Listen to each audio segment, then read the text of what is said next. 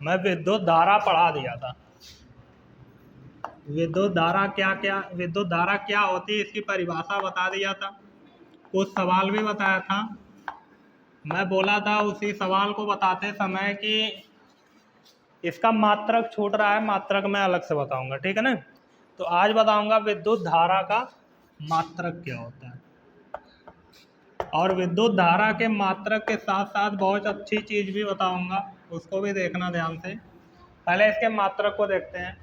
तो मैं एक फार्मूला बताया था Q बराबर, धारा का फार्मूला बताया था I बराबर Q बटे T। I बराबर होता है Q बटे T, विद्युत धारा का फार्मूला होता है, ठीक है ना।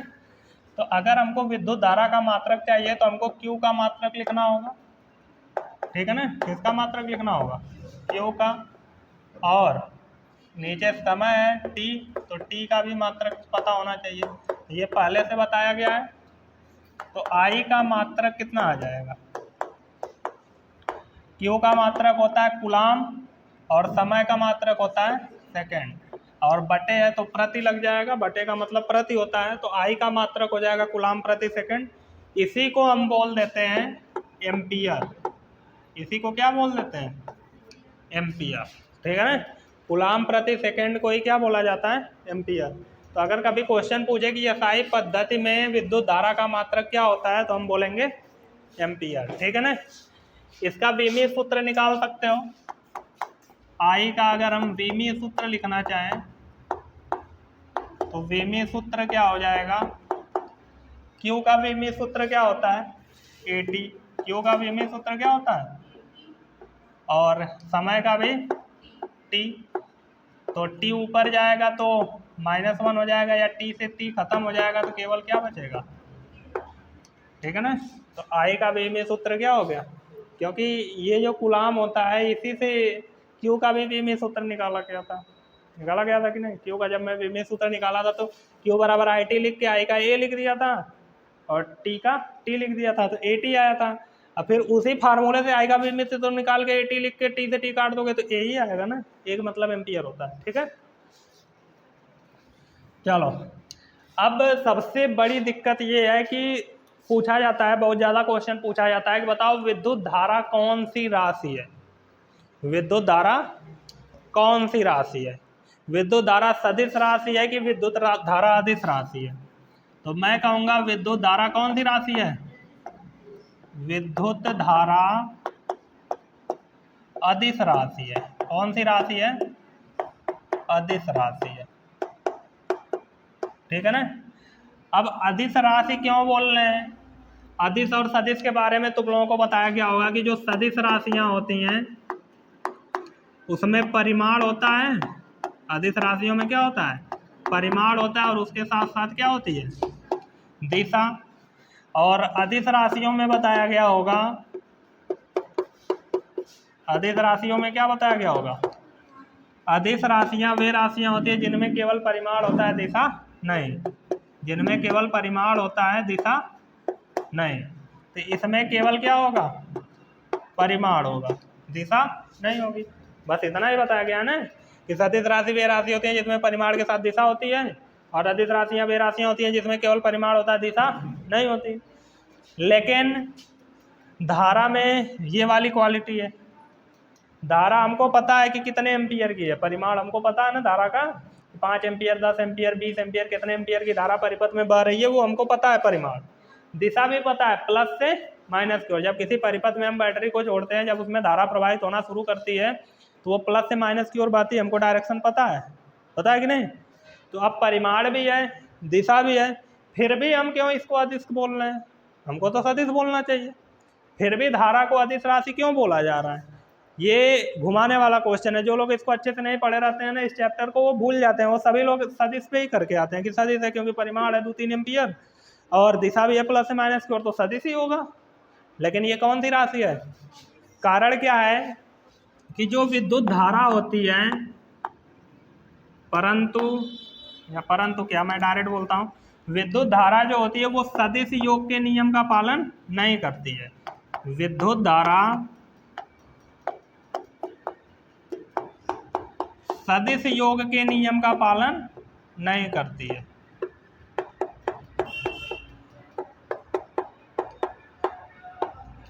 विद्युत धारा सदिश योग के नियम का पालन नहीं करती है, इसलिए हम इसे कौन सी राशि कहते हैं? अदिश राशि। अब सदिश योग का नियम क्या होता है? जैसे तुम लोग पता होगा कि अगर इस डायरेक्शन में एक बल लग रहा है या फिर, अब सबको पता है सदिश राशि होता है, वेक्टर लगा के लिखते हैं, अभी पीछे पढ़ के आ रहे हो पूरा विद्युत क्षेत्र में। और एक बल ऐसे लग रहा है, ये भी वेक्टर एफ है, ठीक है ना? या मान लो ये वेक्टर F1 है और ये वेक्टर F2, दोनों एक दूसरे से थीटा कोण पे हैं। कितने कोण पे हैं? तो हम इनको जोड़ने के लिए क्या direct vector F1 plus F2 के परिमाण को लेके जोड़ देते हैं? नहीं, हम क्या करते हैं, इसको जोड़ने के लिए इसका जो भी परिणामी आएगा F, उसको लिखते हैं करड़ी में F1 का स्क्वायर प्लस F2 का square plus 2 F1 F2 cos theta, ऐसे करके जोड़ते हैं ना। ये सदिश वाला रूल है जोड़ने का सदिश को। अब धारा के साथ क्या होता है, जैसे एक तार इधर से आ रहा है, इसमें से 5 एम्पियर की धारा आ रही है, ठीक है ना? अब यही तार आके इधर 2 भागों में बट गया, तो हम मान लेते हैं 3 एम्पियर इसमें चला गया, 2 एम्पियर इसमें। तो क्या मुझे अगर मान लो ये कोण थीटा पे गया है, तो क्या मैं इन दोनों को जोड़ना है तो इस रूल से जोड़ूंगा? नहीं ना, मैं डायरेक्ट बता दूंगा 3 एम है 2 एम है, दोनों मिला के 5 एम्पियर आया लो, ये नहीं बताऊंगा 5 एम्पियर आया होगा तभी ना 3 इधर 2 इधर है। या फिर 2 तार ऐसे आके एक जगह मिल रहे हैं, इधर से 5 एम्पियर की धारा आ रही है, इधर से 3 एम्पियर की धारा आ रही है, यहाँ से एक तार गया है, बताओ कितनी एम्पियर की धारा जाएगी? 8 एम्पियर की आएगी कि नहीं? क्या ये दोनों थीटा कोण पे आए तो मैं इनका कोण और मिला के सदिश रूल की तरह जोड़ा? नहीं ना। तो धारा ऐसे डायरेक्ट जुड़ जाती है, इनमें सदिश वाला रूल नहीं लगता है, इसीलिए क्योंकि ये सदिश योग के नियम का पालन नहीं करते। हम डायरेक्ट जोड़ के लिख लेते हैं। हम क्या करते हैं, डायरेक्ट जोड़ के लिख लेते हैं। जैसे इधर से 5 एम्पियर आ रही है, इधर से 3 एम्पियर आ रही है, हो सकता है दोनों मिल के यहाँ 8 एम्पियर हो, 8 एम्पियर में से 2 एम्पियर इधर चला जाए और 6 एम्पियर इधर, ऐसे भी हो सकता है। यहाँ कोई सदिश वाला रूल लग रहा है? नहीं। तो जब सदिश योग के नियम का पालन नहीं कर रही है तो परिमाण और दिशा होने से कोई फर्क नहीं पड़ता, इसमें ये वाला भी गुण होना चाहिए, तभी हम इसको सदिश राशि कहेंगे। इसको सदिश राशि इसीलिए बोल रहे हैं ताकि ये ऐसे ऐसे जुड़ता है ना, क्या हम इसको डायरेक्ट अगर ये 5 न्यूटन ये 5 न्यूटन तो 10 न्यूटन लिखेंगे? नहीं, हम एंगल भी चेक करेंगे, इस फार्मूले पर रखेंगे, जो आंसर आएगा वो होगा इन दोनों का, ये होगा कि नहीं? अब इसको कैसे सोचना है, सीधी सी बात है, अगर दोनों एक ही डायरेक्शन में लगते तो दोनों का प्रभाव जुड़ जाता, लेकिन एक इधर लग रहा है, एक इधर लग रहा है, प्रभाव बीच में देखने को मिलेगा, तिरछे बल लग रहा है, तो बीच में जो प्रभाव आएगा थोड़ा कम आएगा, अगर एक दिशा में लगता तो ज़्यादा आता, ठीक है ना? तो वही चीज़ है। लेकिन धारा के साथ ऐसा थोड़ा है, धारा इधर से 3 इधर से 5 आई तो मिल के 8 जाएगी, सदिश वाला रूल नहीं लगेगा। तो जब सदिश योग के नियम का पालन नहीं करती है, इसीलिए परिमाण और दिशा होने के साथ भी इसको अदिश बोला जाता है, क्योंकि ये वाला रूल ये वाला गुण उसमें नहीं है। समझ में आई बात? क्वेश्चन पूछता है कि धारा कौन सी राशि है बताओ और क्यों है, ये भी बताओ, कारण सहित लिखो। तो तुमको लिखना होगा कि धारा एक अदिश राशि है, भले ही उसमें परिमाण और दिशा होती है परंतु वह सदिश योग के नियम का पालन नहीं करती है, इसीलिए हम उसे कौन सी राशि कहते हैं? अदिश राशि। ये बहुत लड़कों को नहीं पता होगा, देख लेना विद्युत धारा जो भी तुम्हारे स्कूल में चैप्टर पढ़ के आया होगा ना, उसे पूछना कौन सी राशि है, नहीं बता पाएगा, कहेगा सदिश, ये वाला बुद्धि लगा के क्या बोलेगा सदिश, लेकिन है क्या अदिश। उसके हिसाब से गलत होगा ना, परीक्षा में पूछ देगा तो गलत करके ही आएगा। तो यहाँ तक समझ में आया, धारा को हम अदिश राशि क्यों बोलते हैं। अब आगे देखो, अब जो मैं बताने जा रहा हूँ वो चैप्टर की शुरुआत समझ लो, यहीं से मेन है। ये जो चीज़ें बताया ये 10 की चीज़ें थी, 10 में लगभग इतना बताया गया था, केवल बेमीय सूत्र नहीं बताया गया था, बाकी मात्रक उत्तरक तो बताया गया था ना। देखो अब इसके आगे क्या पढ़ना है, अनुगमन वेग, अनुगमन वेग, इसका एक और नाम है अपवाह वेग। मेन शुरुआत यहाँ से होती है, ये चीज़ें 10 में पढ़ के आए हो, ठीक है ना, केवल ये नहीं था 10 में, बाकी वो है समझ लो, एम्पियर ऐसे ही लिखते हो ना, वही है, ठीक है। तो अनुगमन वेग क्या होता है या अपवाह वेग क्या होता है, इसको प्रदर्शित करते हैं V सफिक्स D से। इसको किससे प्रदर्शित करते हैं? V सफिक्स D से। ठीक है ना, ड्रिफ्ट वेलोसिटी बोलते हैं, इंग्लिश में क्या बोलते हैं, ड्रिफ्ट वेलोसिटी। ये देखो पढ़ने के लिए तो नॉर्मली पढ़ाया जा सकता है बहुत आसानी से, लेकिन जब क्वेश्चन डेरिवेशन देगा ना, थोड़ा मोड़ा घुमाएगा ना, तो फिर नहीं कर पाओगे। कभी नॉर्मली क्वेश्चन पूछेगा नहीं बारे में, वो जरूर तनी मनी घुमा के पूछेगा, क्वेश्चन डेरिवेशन ही पूछेगा, जरूरी नहीं है कि सवाल ही पूछ दे घुमा के, डेरिवेशन ही पूछ सकता है। अब यहाँ पे एक चीज़ याद होगी तुम लोगों को, मैं बताया था कि जो चालक होता है, चालक में जब आवेश गति करता है तो गति करने के लिए उसका वेग नियत होना चाहिए, तभी हम उसमें धारा प्रवाहित कर सकते हैं, मान सकते हैं कि चालक में धारा प्रवाहित हो रही है। अब इसमें देखना, जब हम इसको पता करेंगे अनुगमन वेग को ना, तो उससे पहले हमसे त्वरण से भी भेंट होगी, त्वरण का मान भी आएगा। अब उसका कारण भी समझना क्यों आता है, पहले हम शुरुआत करते हैं। इसको पढ़ने के लिए ना कुछ चीज़ें थोड़ा सा तुम लोगों को बेसिक जानना जरूरी है, डायरेक्ट अगर मैं इसको बताऊंगा तो नहीं समझ में आएगा, ठीक है। तो इसको पढ़ने के लिए हमको थोड़ा सा चालक के बारे में सीखना है कि चालक के साथ होता क्या है, कैसे हम उसमें धारा बनाते हैं, कैसे हम आवेश को चला देते हैं उसमें, कैसे बैटरी से जोड़ते हैं तो आवेश चलना शुरू कर देता है। जिसको ये आया समझ में, उसी को समझ लो आएगा आगे, नहीं तो कुछ नहीं समझ में आएगा। ध्यान से देखना, एक एक पॉइंट अलग अलग तोड़ के बताऊंगा, एक ही में नहीं बताऊंगा पूछ के, ठीक है ना। चालक की बात करते हैं। चालक किसको मानते हो, लोहे को मानते हो, कॉपर को मानते हो, है ना, अच्छा कॉपर को मानते हो, तो लोहा या कॉपर कुछ भी ले लो, ठीक है ना। चालक ऐसे चालक तार हम लोग लेते हैं, थोड़ा मोटा बना रहा हूँ ताकि दिखे क्या क्या चीज़ें हो रही है इसमें।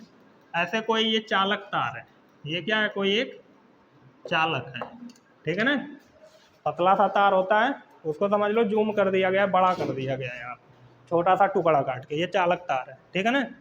और ये आयरन का है, लोहे का है, एफई है, क्या है, एफई है। तो जब ये लोहे का है तो इसमें लोहे के ढेर सारे परमाणु होंगे, होंगे कि नहीं, इसमें ढेर सारे एफई ऐसे बैठे होंगे, होंगे ना, ढेर सारे एफई होंगे कि नहीं, ऐसे ढेर सारे इसमें एफई बैठे हैं, ठीक है। अब मैं तो बनाने के लिए 9 बना पाया, लेकिन क्या इसमें 9 होगा, इतना बड़ा छोटा सा भी टुकड़ा ले लेते तो उसमें करोड़ों परमाणु होते हैं, ठीक है ना। जैसे मैं चाक लिया हूँ, चाक का एक पॉइंट बना दिया, इसमें करोड़ों अरबों परमाणु हैं, ये जिसका भी बना है, ठीक है ना। उसी तरह अगर लोहे का इतना बड़ा टुकड़ा ले रहे हो, उसमें पता नहीं कितना, गिन भी नहीं सकते, बहुत ज़्यादा परमाणु होंगे, ठीक है ना। अब ये जो एफई है, सबको पता है कि एफई लास्ट के अपने 2 इलेक्ट्रॉन निकाल देता है, एफई 2+ बनाता है कि नहीं। एफई अष्टक पूरा करने के लिए लास्ट का 2 इलेक्ट्रॉन क्या करता है, निकाल देता है। तो ये एफई अपना 2 इलेक्ट्रॉन निकालेगा, दोनों इलेक्ट्रॉन वाले नाचेंगे बारवा निकल के, और इस पर क्या आ जाएगा, 2+ आएगा कि नहीं। उसी तरह ये भी एफई 2 इलेक्ट्रॉन निकालेगा, यो यार घूमेंगे कहीं, और इस पर क्या आ जाएगा, 2+। उसी तरह ये भी 2 इलेक्ट्रॉन निकालेगा, और इस पर भी क्या आ जाएगा, 2+। ये भी 2 इलेक्ट्रॉन निकालेगा, एक यहाँ नाच रहा है, एक यहाँ नाच रहा है, इस पर क्या आ गया, 2+। ये भी निकाल रहा है, एक इलेक्ट्रॉन इधर है, एक इलेक्ट्रॉन इधर है, और इस पर क्या आ गया, 2+। ये भी निकालेगा, ऐसे सब निकाल रहे हैं इलेक्ट्रॉन, ठीक है ना, और 2+ बना रहे हैं। ये भी 2+ बना के इलेक्ट्रॉन निकाल दिया, ये भी 2+ बना के इलेक्ट्रॉन निकाल दिया, ये भी 2+ बना के इलेक्ट्रॉन निकाल दिया, ठीक है ना। तो लोहे के प्रत्येक परमाणु ने अपना 2-2 इलेक्ट्रॉन निकाल दिया और 2+ बना लिया। क्यों किया ऐसा, क्योंकि उसका अष्टक पूरा हो जाता है। केमिस्ट्री में पढ़े होगे तुम लोग, ठीक है ना। तो 2-2 इलेक्ट्रॉन निकाला, तो इसमें देख रहे हो कितना इलेक्ट्रॉन फ्री हो गया। एक परमाणु से 2 इलेक्ट्रॉन निकल रहा, अगर 1 करोड़ परमाणु है तो 2 करोड़ इलेक्ट्रॉन फ्री हो गया कि नहीं, हो रहा है ना। तो ऐसे अगर इतना बड़ा कोई चालक लियो तो इसमें इलेक्ट्रॉन इतने ज़्यादा फ्री हो जाएंगे कि तुम बोल सकते हो इसमें इलेक्ट्रॉन का समुंदर है। और उस इलेक्ट्रॉन के समुद्र में कहीं कहीं क्या है, एफई 2+ मतलब धनायन है। समझ में आई बात, समझ रहे हो ना। इलेक्ट्रॉनों के समुद्र में क्या भरे हुए हैं, धनायन है। अब चालक में फ्री इलेक्ट्रॉन कहाँ से आते हैं, ये दिमाग में बात घुसी कि नहीं। बोला जाता है ना कि कोई चालक है तो उसमें ढेर सारे मुक्त इलेक्ट्रॉन होते हैं, तो वो मुक्त इलेक्ट्रॉन कैसे आते हैं, कोई भी चालक है वो अपने आयतन कोश के इलेक्ट्रॉन को निकाल देता है, और वो इलेक्ट्रॉन उसी में घूमते रहते हैं, और उसका अष्टक पूरा हो जाता है, वो अपना वैसे का सब धनायन बना के पड़ा रहता है हर एक परमाणु। तो जितना इलेक्ट्रॉन निकाला, सब इलेक्ट्रॉन इसी में घूम रहे हैं, तो वो फ्री इलेक्ट्रॉन ही हुए ना। अब दिमाग में ये क्वेश्चन आ रहा होगा कि अगर ये इलेक्ट्रॉन घूम रहे हैं तो घूमते घूमते बाहर भी जा सकते हैं जब फ्री ही हैं तो, है कि नहीं। तो जैसे मान लो इसमें से 50 परमाणुओं ने, या यहाँ पे 9 है, यहाँ पे कितने हमने परमाणु दिखाए हैं 9, तो 9 परमाणुओं ने 2-2 इलेक्ट्रॉन निकाला, तो टोटल कितने हो गए 18 इलेक्ट्रॉन हुए कि नहीं। तो 2-2 इलेक्ट्रॉन निकाले तो 2-2 प्रोटॉन भी बचे, प्लस 2-2 धनायन आया है ना, +2। तो धन आवेश कितना हो गया -18 थे, और 18 थे क्या आएगा प्लस भी आएगा, 2-2-2 कुल मिलाओगी तो 18 हो जाएगा ना।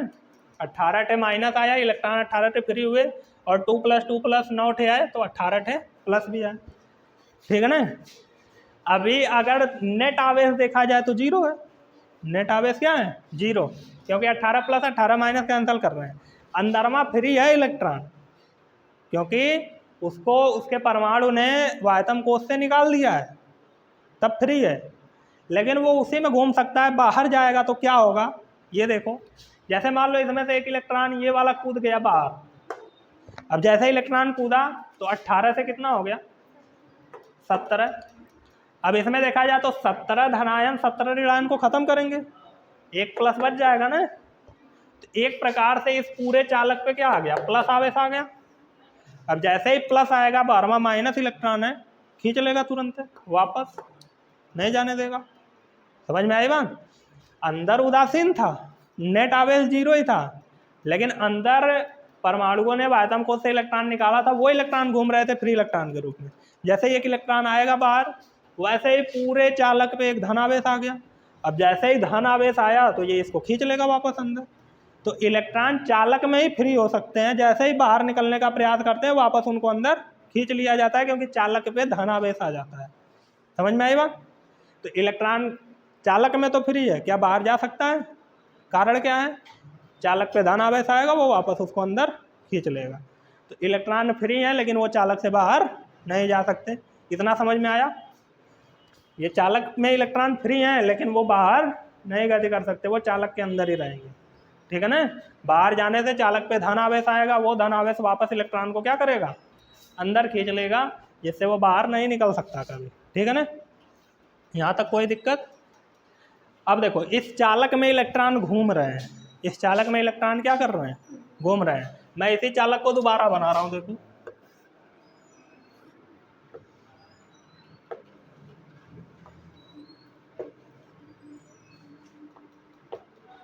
इस चालक में इलेक्ट्रॉन घूम रहे हैं, उसमें मैं एक इलेक्ट्रॉन को यहाँ दिखा रहा हूँ, ये एक इलेक्ट्रॉन है, ठीक है ना। जैसे सब घूम रहे हैं वैसे ये भी घूम रहा होगा, और इसके आसपास ढेर सारे धनायन होंगे, होंगे कि नहीं, प्लस है ना इनके आसपास। तो मान लो एक इधर प्लस है, मैं ऐसे दिखा, चलो प्लस ही बना के दिखाते हैं ना, कौन जो डिजाइन बनोगे। इधर भी प्लस होगा, इधर भी प्लस होगा, इधर भी प्लस होगा, ऐसे ढेर सारे इसके चारों तरफ प्लस होंगे। अब ये फ्री है, पूरे चालक में कहीं भी जा सकता है, ठीक है ना। तो ये इधर जाएगा, और जैसे इधर जाएगा तबले इससे टकरा जाएगा धनायन से, टकराने के बाद रुक जाएगा, रुकने के बाद फिर एनर्जी पाएगा। और वो एनर्जी कहाँ से पाएगा, जैसे इलेक्ट्रॉन को गति कराने के लिए क्या चाहिए, इसको ऊर्जा एनर्जी चाहिए, ऊर्जा चाहिए। तो ये ऊर्जा कहाँ से पाएगा, तो ऊर्जा जैसे देखो नॉर्मल जो टेम्परेचर होता है वातावरण का वो होता है 25 डिग्री सेल्सियस। कितना होता है 25 डिग्री सेल्सियस। अभी तो 25 डिग्री से ज़्यादा होगा, 36-37 होगा, है कि नहीं। तो अगर मान लो 25 डिग्री सेल्सियस भी है, अगर टेम्परेचर बाहर का 25 डिग्री सेल्सियस भी है, तो ये जानते हो इस इलेक्ट्रॉन को इतनी एनर्जी दे देंगे कि ये लगभग 10 के पावर 5 मीटर प्रति सेकंड के वेग से चालक के अंदर दौड़ सकेगा। 10 के पावर 5 मीटर प्रति सेकंड का मतलब समझते हो 100 किलोमीटर प्रति सेकंड। मतलब आंख बंद करके खोले यहाँ से बनारस पहुँच जाएगा। 100 किलोमीटर हुए ना, एक सेकंड में 100 किलोमीटर। कम स्पीड होती है, बहुत तेज होती है कि नहीं। तो लगभग 10 के पावर 5 मीटर प्रति सेकंड के वेग से ये गति करता है चालक के अंदर, ठीक है ना। मतलब ये यहाँ से चलना शुरू करेगा, जब तक टकराएगा उसके बीच में कितना वेग प्राप्त कर लेगा 10 के पावर 5 सेकेंड। जब टेम्परेचर इतना होगा, टेम्परेचर और ज़्यादा होगा तो वेग भी और ज़्यादा हो सकता है। जैसे अभी कोई चालक लोगे तो उसके अंदर जो फ्री इलेक्ट्रॉन होंगे उनका वेग इससे भी ज़्यादा होगा, क्योंकि अभी का टेम्परेचर 25 डिग्री सेल्सियस से ज़्यादा है कि नहीं। तो 10 के पावर 5 मीटर प्रति सेकंड के वेग से इससे जाके टकराया, अचानक से वेग 0 हुआ, फिर ऐसे टकराया इधर आके, फिर ऐसे इससे टकराएगा कि नहीं, फिर इधर टकराएगा। टकराते टकराते एक टाइम ऐसा आएगा कि जहाँ से चला था ना वहीं वापस आए, ठीक है ना। तो ये क्या कर रहा है, कोई एक निश्चित डायरेक्शन में गति कर रहा है? नहीं, गति तो कर रहा है लेकिन किसी निश्चित डायरेक्शन में नहीं।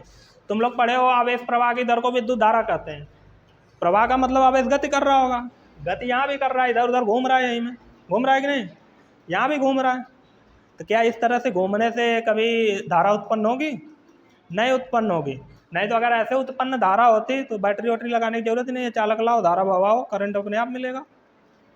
कोई भी चालक है उसको नॉर्मल ऐसे वातावरण में रख दिया जाए तो उसमें अपने आप फ्री इलेक्ट्रॉन उसके अंदर दौड़ रहे हैं, लेकिन उससे धारा कभी बनती है? कभी लोहे को ऐसे ब्रेंच के हो जाके छुओ उसके लोहे को, कभी करंट मारेगा? नहीं, क्योंकि वो जो मुक्त इलेक्ट्रॉन गति कर रहे हैं उस गति से धारा उत्पन्न नहीं हो रही। क्यों नहीं उत्पन्न हो रही? क्योंकि ये टेढ़ी मेढ़ी गति कर रहे हैं, इधर उधर गति कर रहे हैं। इस टेढ़ी मेढ़ी गति को हम बोलते हैं यादृच्छिक गति। क्या बोलते हैं? यादृच्छिक गति, ठीक है ना। अभी इलेक्ट्रॉन जो फ्री इलेक्ट्रॉन है वो कौन सी गति कर रहा है? यादृच्छिक गति, इधर उधर गति कर रहा है, और गति करते करते एक टाइम ऐसा आ रहा है कि वापस वहीं आ जा रहा है। आ रहा है कि नहीं? तो इसका औसत वेग कितना होगा बताओ? ये इलेक्ट्रॉन गति करना शुरू किया, घूम फिर के वापस यहीं आ गया। जैसे मैं तुमसे पूछूं कि तुम यहाँ से रानिक सराय जाओ, रानिक सराय से उधर ही मोड़ पे जाओ, वहाँ से हाईवे पकड़ के वापस कोचिंग पे आ जाओ, तो तुम्हारा विस्थापन कितना होगा? जीरो ही हुआ, क्योंकि यहाँ थे वहीं आ गए। प्रारंभिक स्थिति और अंतिम स्थिति के मध्य जो न्यूनतम दूरी होती है उसी को विस्थापन कहते हो ना। तो तुम जहाँ थे वापस वहीं आ गए तो न्यूनतम दूरी क्या हो गई? जीरो। तो विस्थापन जीरो, तो वेग भी क्या माना जाएगा यहाँ पे? जीरो ही माना गया। उसी तरह ये इलेक्ट्रॉन घूम फिर के वापस अपने जगह पे आ गया तो इसका औसत वेग क्या हो जाएगा? जीरो। इसका जो अभी यहाँ से यहाँ तक जाते हुए मान लो वेग u1 था, इसका वेग u2 था, इसका u3, इसका u4, u5, ऐसे कई सारे धनायन से टकराएगा और घूम फिर के टकरा के वापस अपने जगह पे एक टाइम ऐसा जरूर आएगा कि यहीं पे आएगा। जैसे ही अपने स्थान पे वापस आया औसत वेग जीरो, ठीक है। एक तरीका ये हो गया औसत वेग जीरो सोचने का। दो तरीके से इसको समझ सकते हो। एक तरीका ये हो गया इलेक्ट्रॉन अपने स्थान से घूमना शुरू किया, घूमते घूमते वापस वहीं आ गया, एक टाइम आएगा, जरूरी नहीं आके रुक गया यहीं पे, वो वापस आया फिर गति शुरू करेगा, टकराएगा कहीं, लेकिन आया तो अपने जगह, तो औसत वेग क्या हो गया? जीरो। या फिर ऐसे सोचो कि ये इलेक्ट्रॉन ऐसे गति कर रहा है, अकेला है, एक साथ में ढेर सारे हैं ना, एक कौनो दूसर का इलेक्ट्रॉन है, अगर ये इधर जा रहा है तो ये इधर जा रहा होगा, जितना वेग से ही आगे जा रहा है उतने वेग से ही पीछे जा रहा है, तो सदिश राशि है ना वेग, तो जितना वेग से ही आगे जा रहा है उतने वेग से ही पीछे, तो औसत वेग फिर जीरो, क्योंकि डायरेक्शन विपरीत है। डायरेक्शन क्या है? एक तीसरा इलेक्ट्रॉन है उसका वेग u3 है, वो ऐसे जा रहा है या इधर जा रहा है, एक कौनो चौथा इलेक्ट्रॉन जरूर होगा वो इधर जा रहा होगा उतने वेग से, हो रहा है कि नहीं? तो या तो ऐसे सोचो औसत वेग जीरो, या फिर ऐसे सोचो कि टकरा उकरा के अपने जगह यहाँ वापस एक टाइम आएगा और जैसे ही अपने जगह वापस आया विस्थापन जीरो, औसत वेग जीरो। ये आसान है सोचना। अगर ये सोच रहे हो ये इधर जा रहा है दूसरा का इलेक्ट्रॉन इधर जा रहा होगा तब औसत वेग जीरो, ये भी ठीक है जैसे सोच लो, लेकिन औसत वेग क्या है?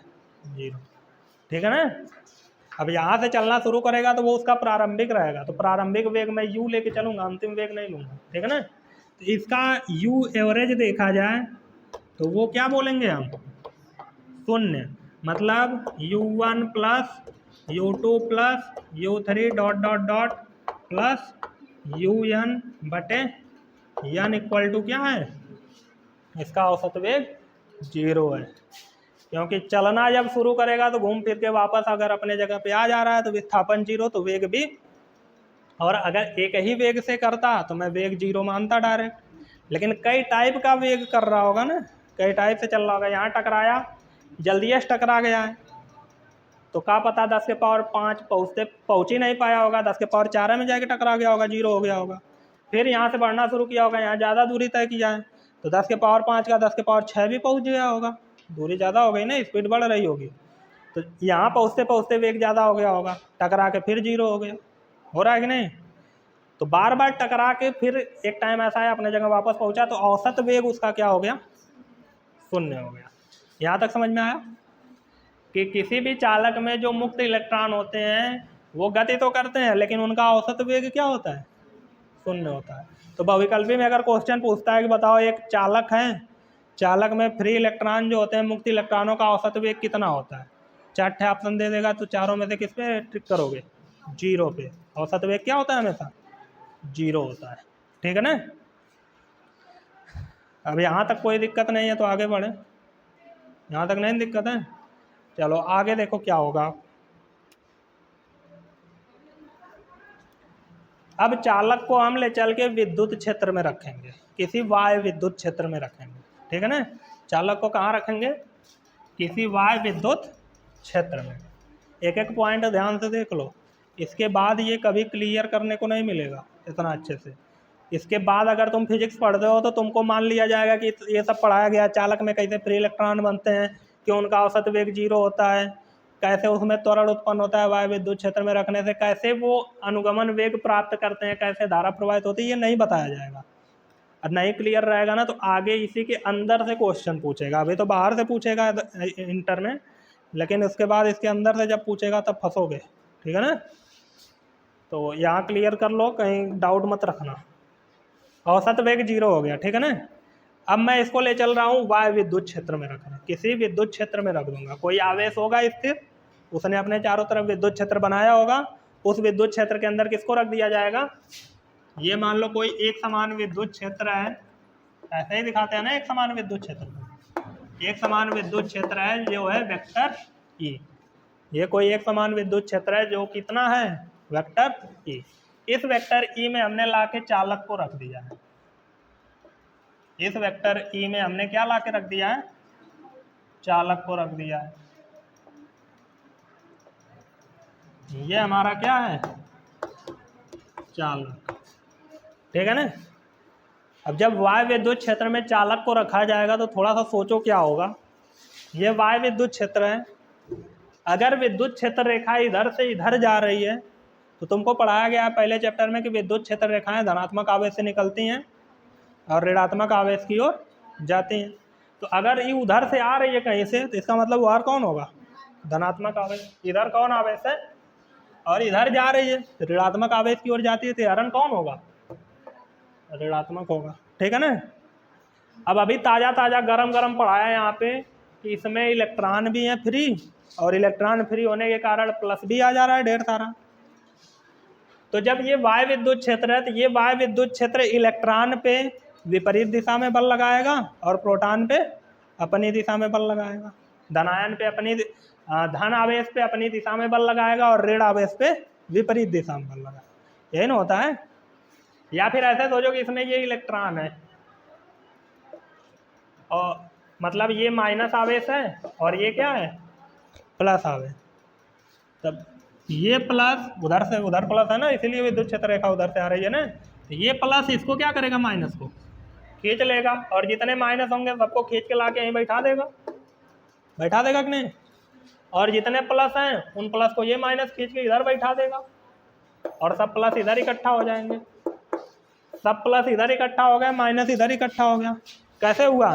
क्योंकि विद्युत क्षेत्र माइनस पे विपरीत दिशा में बल लगाता है और प्लस पे अपनी दिशा में बल लगाता है। तो जब डायरेक्शन अलग अलग डायरेक्शन में बल लग रहा है प्लस और माइनस से, तो सीधी सी बात है आवेश इधर और इधर इकट्ठा होंगे कि नहीं? और इस विद्युत क्षेत्र के कारण इधर माइनस और इधर इतने प्लस इकट्ठा हो जाएंगे जिसके कारण एक इसमें प्रेरित विद्युत क्षेत्र बनेगा। क्योंकि सीधी सी बात है, सबको पता है कि इधर मैं लिखता हूँ, इसके अंदर एक प्रेरित विद्युत क्षेत्र बनेगा। क्यों बन रहा है? क्योंकि प्लस माइनस अलग अलग हो गया। प्लस माइनस, तो प्लस से माइनस की ओर विद्युत क्षेत्र होता है ना, होता है कि नहीं? तो इसके अंदर एक विद्युत क्षेत्र अपने आप प्रेरित हो गया, और इस विद्युत क्षेत्र के प्रेरित होने के कारण जो चालक के अंदर नेट विद्युत क्षेत्र है, ई नेट है, वो ई नेट कितना हो गया? 0। क्यों हुआ? क्योंकि इस वाय विद्युत क्षेत्र ने माइनस को उधर और प्लस को इधर इतनी मात्रा में इकट्ठा कर दिया कि जो प्रेरित विद्युत क्षेत्र है वो वाय विद्युत क्षेत्र के क्या हो गया? बराबर। ये वाय विद्युत क्षेत्र के क्या हो गया? और जैसे ही दोनों बराबर हुए, नेट विद्युत क्षेत्र क्या हो गया? 0। मतलब ई वाई जो है, वेक्टर ई वाई जो है वो ई प्रेरित के क्या होगा, बराबर होगा।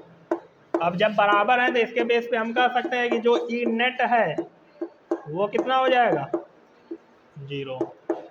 ठीक है ना, ई नेट क्या हो गया, 0। ठीक है ना, प्रेरित रहेगा। तो अब यहाँ भी दिक्कत हो गई, क्योंकि जैसे ही हम इसको विद्युत क्षेत्र में रख रहे हैं तो आवेश ने गति तो किया, लेकिन गति इस प्रकार किया कि चालक में जाके कोनवा कोनवा पे इकट्ठा हो गया।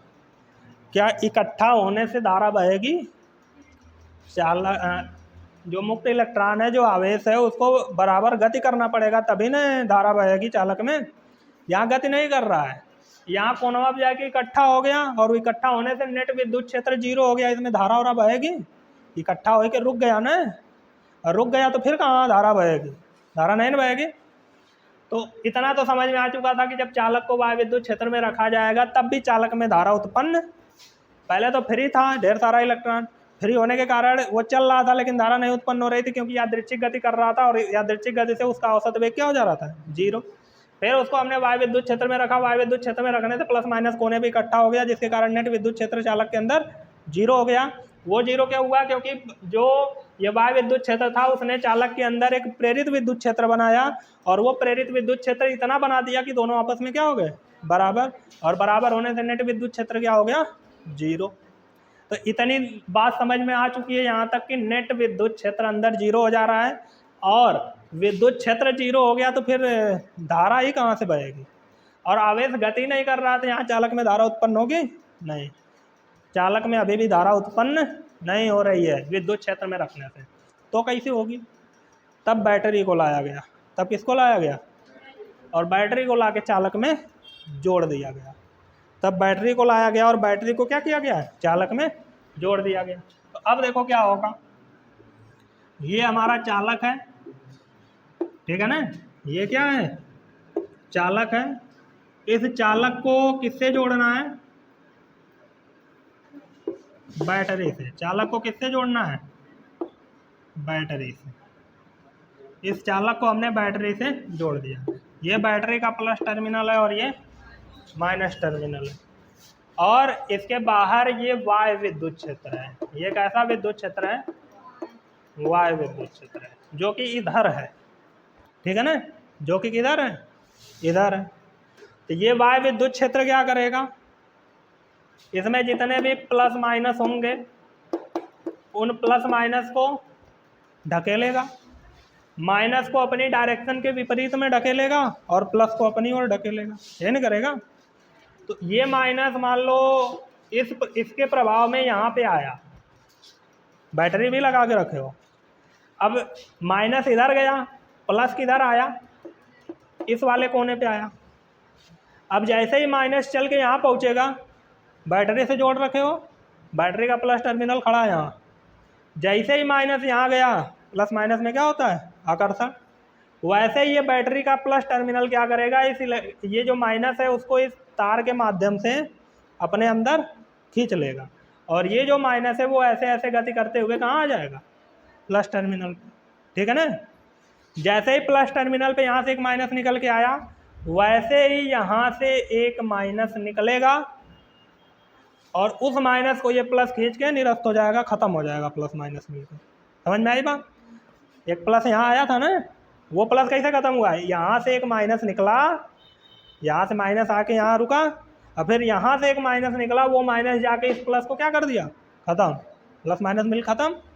फिर वापस क्या होगा, दूसरा यहाँ जाएगा, जाएगा कि नहीं, फिर ये बैटरी इसको भी खींच लेगी, इस वाले माइनस को भी ऐसे इस रास्ते से, ये माइनस जैसे ही यहाँ पे आएगा, ठीक है ना, यहाँ से फिर एक माइनस यहाँ गया तो ये वाला प्लस भी यहाँ आएगा ना, अब इस प्लस को यहाँ से एक माइनस जाके फिर ख़त्म कर देगा। समझ में आ रही बात ना। तो ऐसे क्या होता है कि आवेश इकट्ठा हो पा रहा है, नहीं ना, यहाँ पे आवेश इकट्ठा हो पा रहा है नहीं, तो यहाँ से जो प्रेरित विद्युत क्षेत्र था वो तो खत्म, यहाँ पे जो प्रेरित विद्युत क्षेत्र था वो प्लस माइनस के इकट्ठा होने से ही बन रहा था, तो प्लस माइनस के इकट्ठा होने से बन रहा था, अभी नहीं बन पाएगा क्योंकि इकट्ठा ही नहीं हो रहा है, तो जब इकट्ठा ही नहीं हो रहा है तो विद्युत क्षेत्र बना ही नहीं, प्रेरित विद्युत क्षेत्र। तो इसका मतलब अब ई वाई और ई प्रेरित बराबर होंगे नहीं और नेट विद्युत क्षेत्र 0 होगा नहीं। इसका मतलब अब चालक के अंदर कुछ ना कुछ विद्युत क्षेत्र उत्पन्न होगा और वो किसके बराबर होगा? वाय विद्युत क्षेत्र के। वो किसके बराबर होगा? वाय विद्युत क्षेत्र। तो जैसे ही हमने चालक को वाय विद्युत क्षेत्र में रखा और बैटरी से जोड़ा, तो जोड़ने के बाद इसके प्लस माइनस जो है वो कोने पे इकट्ठा नहीं हो पाए, बैटरी ने उनको चला दिया। बैटरी ने उनको क्या किया? तो बैटरी कभी भी चालक को आवेश नहीं देती है, बैटरी बस उस चालक में उपस्थित आवेशों को चलाने का काम करती है। समझ में आई बात? जब चलाते चलाते इसकी ऊर्जा खत्म हो जाती है, चला रही है ना, तुमको कोई चलाएगा तो उसकी भी एनर्जी खत्म होगी ना, साथ साथ उसको भी तो चलना पड़ेगा। तो जब बैटरी इसको चला रही है, जब एनर्जी खत्म हो जाती है, डिस्चार्ज हो जाती है, ठीक है ना। तो बैटरी इस चालक को क्या, इस चालक में उपस्थित आवेश को क्या कर रही है? चलाने का काम। और आवेश जब चलने लगा तो धारा उत्पन्न हो गई कि नहीं? तो आवेश चलने से यहाँ पे क्या हो गया? धारा उत्पन्न हो गई। यहाँ आवेश चल रहा है, यहाँ पे आवेश क्या हो रहा है? आवेश चल रहा है और आवेश चल रहा है, अतः अब धारा बहेगी। अतः अब चालक में धारा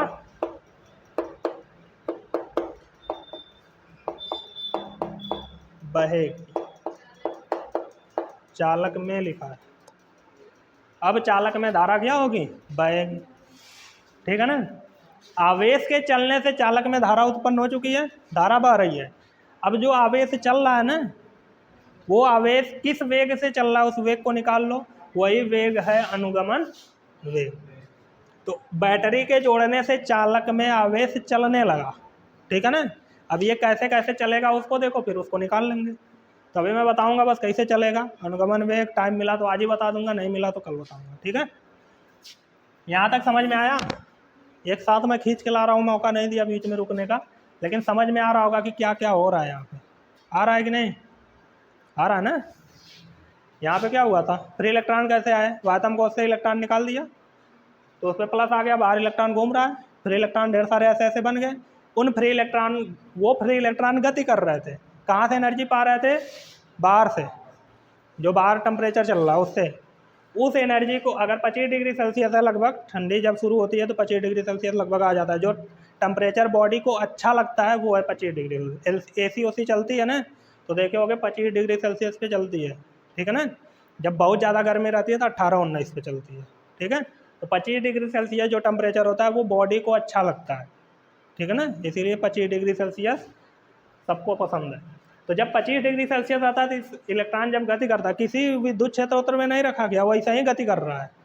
कितने वेग से? 10 के पावर 5।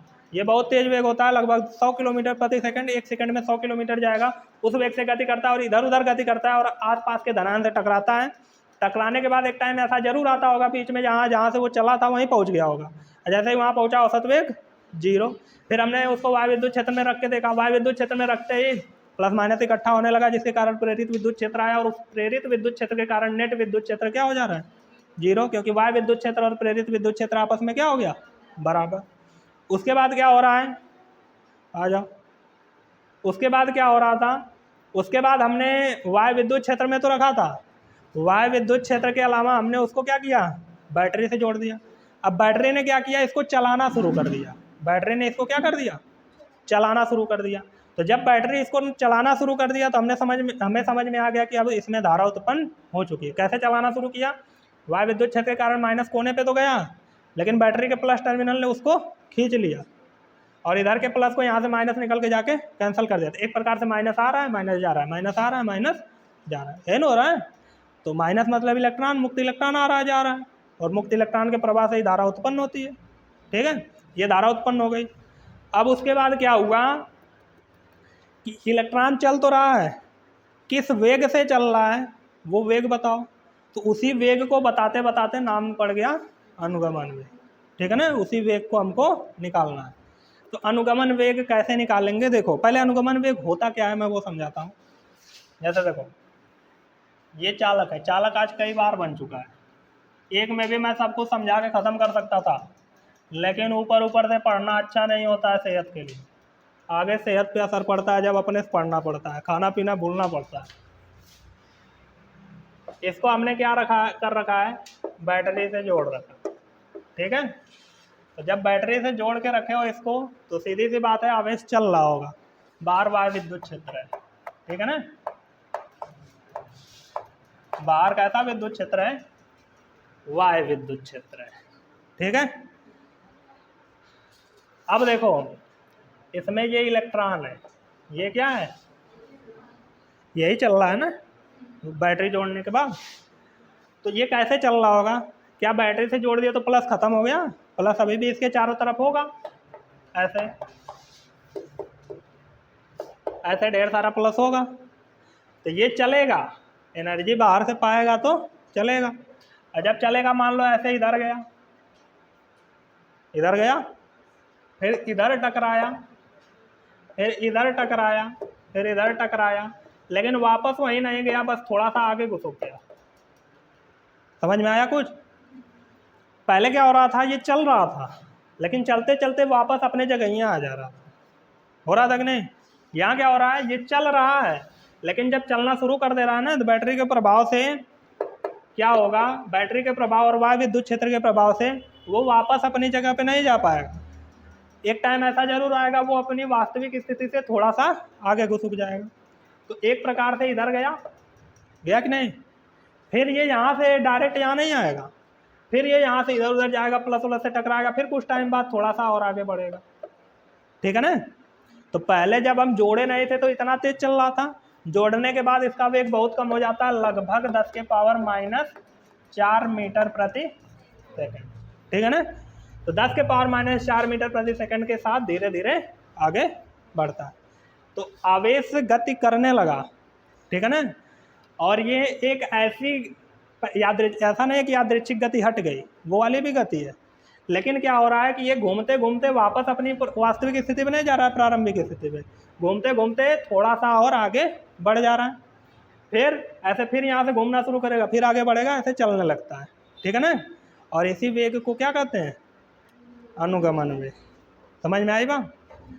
अनुगमन वेग, ये जो अब इलेक्ट्रॉन गति कर रहा है ये कौन सा वेग है, अनुगमन वेग। तो अभी मैं अनुगमन वेग की परिभाषा कुछ नहीं बताया हूँ, कैसे पैदा हुआ इस चालक में अनुगमन वेग, या इसका एक और नाम है अपवाह वेग, ये कैसे उत्पन्न हुआ, ये चीज़ पूरा समझ में आया। इसको किससे प्रदर्शित करते हैं, वी सफिक्स टी से। कैसे इस इलेक्ट्रॉन में अनुगमन वेग आया, समझ में आया, यहाँ तक आ गया ना। जैसे जैसे बनाया हूँ रफ पे बना लो, हेयर पे भी ऐसे ही बना देना, ठीक है ना। उसके बाद आगे मैं बताऊंगा ये होता क्या है, कैसे निकालते हैं इसका फार्मूला, ठीक है ना। इसका फार्मूला निकालने के लिए थोड़ा सा हमको त्वरण निकालना पड़ेगा। इसमें त्वरण है, धारा भले बह रही है लेकिन इसमें त्वरण है। त्वरण कैसे है, ये यहाँ से चलना शुरू किया, इधर जा रहा है, इसका वेग बढ़ रहा है, टकराते ही 0 हो गया, फिर एनर्जी पाया, फिर इधर गया, तो 0 बढ़ रहा है, फिर 0, फिर बढ़ रहा है, तो वेग में परिवर्तन ही हो रहा है ना। तो जब परिवर्तन हो रहा है तो इसका मतलब वेग परिवर्तन की दर को त्वरण कहते हो, तो वेग परिवर्तन हुआ तो त्वरण भी हुआ। अब वो त्वरण इस वाय विद्युत क्षेत्र के कारण आ रहा है, कितना आएगा वो मैं निकालूंगा, और वो त्वरण निकाल लोगे तभी इसको निकाल भी पाओगे, नहीं तो नहीं निकलेगा, ठीक है ना। तो इतना बना लो, ऐसे लिख लो जैसे लिखा हूँ। पहले जो मैं बताया था शायद इतना तोड़ के नहीं बताया था, ठीक है, 1 ही 2 चित्र में ख़त्म किया था। ऐसे तोड़ के रखोगे ना तो अच्छे से समझ में आएगा, ठीक है। इतना करो।